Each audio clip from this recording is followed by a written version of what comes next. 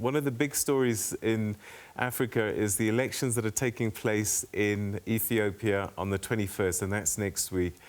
And this is just after a G7 summit which pointed to Ethiopia, saying that humanitarian access must be given to the people in Tigray in the north of the country, where humanitarian crisis has been playing out in a 7-month-old conflict there. To help us understand what's been going on, we're talking to Dr. Awol Allo, who's a Horn of Africa commentator. Thanks very much indeed for joining us. Ethiopia goes to elections next week, and Abiy Ahmed has got a lot of issues that he's dealing with. When he came into power, he seemed to be the darling of the Horn of Africa, and the West was embracing him to a point that he got the Nobel Peace Prize. However, things have not gone that great. With these elections next week, how is the Tigray conflict going to play out in the polls? Yeah, so Tigray is not participating in the election, and there are several constituencies in various regions across the country that will not be participating in the election on the 21st of June. This is basically because the security political conditions in the country are simply not right for any election, let alone a fair, free and credible election that this country leads. A number of actors, both from within Ethiopia and from around the world, have been calling on the Ethiopian government to first and foremost deal with the political and humanitarian crisis facing the country. In Tigray, the situation we are looking at now is extremely tragic.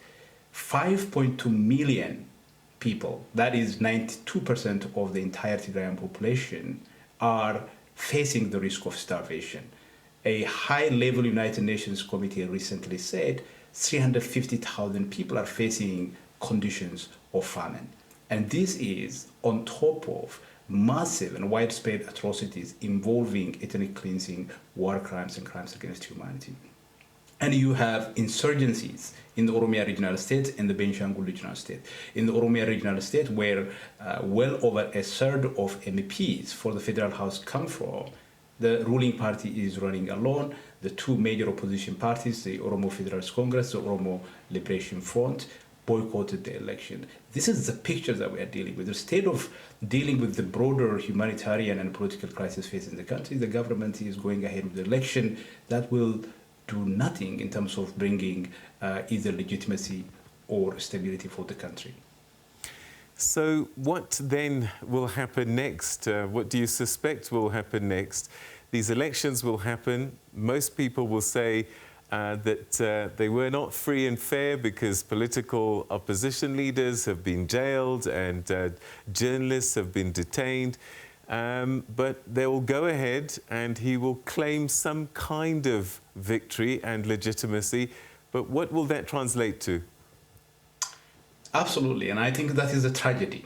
The elections are going ahead. The government itself, including the electoral board, are basically not saying that these elections are free, fair, and credible. What they are saying is that these elections would be better than the previous elections that Ethiopia conducted over the last 30 years. Now, these previous elections, just to put things in perspective, in 2015, the mandate that the current prime minister inherited from his predecessor, the ruling party won 100% of seats in that election. In 2010, the ruling party won 99.6% of the seats. What the government is now promising the Ethiopian people is that this election would be better than those elections in which this very government won 100% and 99% in 2015 and 2010.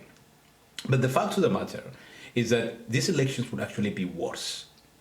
In terms of credibility and the democratic nature of the elections, things are the same. Nothing has changed. But the security situation we are in today is far worse. And these elections are happening against the backdrop of a war that involved ethnic cleansing. So the government will go into the election They will win the election. There will be a few opposition parties that will be allowed to enter parliament, parties that are ideologically aligned with the government and supporting its war agenda. And then they will call upon the international community to give them the benefit of the doubt that they have given the previous government. But ultimately, with the support of these opposition parties, I think the government will impose a new political settlement and a new constitution in the country, which would put Ethiopia on a path to a much longer conflict, which that is a scenario that forecloses the very possibility of reaching a peaceful resolution in Ethiopia. And I think that is tragic, and I think that would most likely lead to the breakup of the Ethiopian state. Are we getting to a point where Abiy Ahmed may start to feel isolated internationally? The United States, a great ally of Ethiopia, is expressing very deep concerns about the current situation. Well, the United States has been making it abundantly clear to the Ethiopian government that the situation in Tigray and the rest of the country is simply not acceptable. So the US named the situation in Tigray, particularly in the western part of Tigray, ethnic cleansing. And there are widespread, credible information that shows that war crimes and crimes against humanity have been committed. The Ethiopian government, that for a very long time denied the presence of Eritrean troops, finally admitted that Eritrea is present, but they said Eritrea will withdraw. Eritrea did not withdraw.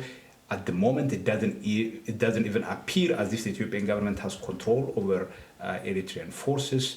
The Eritrean president reportedly told the United States new Horn of Africa envoy, Jeffrey Feltman, that Eritrean troops now are major security actors in Ethiopia. And Western governments have been calling on the Eritrean government to withdraw its forces, and these forces are committing atrocities. They are responsible, for example, in terms of preventing humanitarian access. Of course, the Ethiopians are also responsible, but to the most part, humanitarian agencies are blaming the Eritreans. So the West, the United States, have been calling on Ethiopia for a very long time, but as situations deteriorate, I think the pressure they are putting on the Ethiopian government is intensifying. But the problem is really, instead of constructively engaging with the concerns of the international community, the Ethiopian government continued to deny that there are problems, and in fact sometimes goes as far as making this bizarre claim that the West is envious of Ethiopia's prosperity or Ethiopia's coming prosperity. So you are absolutely right that the Prime Minister have completely fallen out of favor with the West. Now the international community realizes that the kind of progressive, liberal promise that Abiy gave when he came to power were not genuine commitments. Those were simply, I think, public relations exercise by the Prime Minister to get the political buy-in that he needs, both internally and externally, until he consolidates enough power. So you're absolutely right. Yeah, the international community has completely turned its face on the current government in Ethiopia. The conflict in Tigray now has, as you've said, nearly 400,000 people facing famine. And what that means is that some people may start dying of hunger in a totally man-made crisis. This is unsustainable. What will put an end to this? The world can't just sit back and watch this happen. What is so tragic about this famine is that it's not just, a man-made problem in the sense that this war could have been prevented if the two actors chose the path of peace and dialogue. But what we now have is a deliberate, this is not me, this is what the United Nations and various humanitarian agencies based in the West are saying. This starvation is being used as a weapon of war. This is not a claim made by some political actor in Ethiopia to score political points against the government, but these are independent Western actors. They have absolutely no reason to misrepresent the facts on the ground. So I think the key question that Ethiopians and the Ethiopian government should ask itself is if it is willing to wield hunger against its own population, and also using a foreign adversary that is now conducting military operations in Tigray, how is it going to ask these people to believe that it is the government for these people as well? How can the Tigrayan people, for example, see their future with the Ethiopian state if this is the way the Tigrayan people are to be treated? So the challenge here is that the government doesn't seem to see the criticism that is coming from the West, from internally, in a constructive way. All the responses that we see is simply denial, and denial. And I think ultimately where this will go is that after the election, as I was saying earlier, the government would most likely impose a unilateral political settlement of the country. These wars that we see in different parts of the country will continue, but ultimately I think it will end with the breakup of the Ethiopian state. I think that is the most tragic part of how the government is handling or managing the current crisis. This is the second time that you've said the collapse of the Ethiopian state. I mean, is that a very real possibility in your view? Or will people within the ruling party intervene before it's too late? It's very difficult to see how individual actors, individual politicians within the ruling party would intervene to avert this calamitous situation, because most individuals within the ruling party are essentially yes men. Those that you may suspect could challenge the government are not really part of the circle that makes key decisions. Those individuals who at the early stage raised some questions, raised some doubts about the government's strategy towards the war have been fired. They are not part of the government anymore. They were sidelined. In terms of the likely breakup of the Ethiopian state, I mean, I raise this concern precisely because that is what history teaches us. That is what the nature of the Ethiopian state as an empire with a history of ethnic subordination show us. So Ethiopia, for example, lost Eritrea, which was part of the Ethiopian state, in 1991, precisely because in the 1970s and 1980s, the government that existed in Ethiopia at the time behaved towards demands by Eritreans, legitimate political demands by Eritreans, in the same way that the Ethiopian Prime Minister is behaving today. The parallels are actually, if you look at the parallels, are so striking that not only the conduct of the government, but also the ideology to which the current government is committed is exactly the same as the ideology that the previous, their government used to pursue.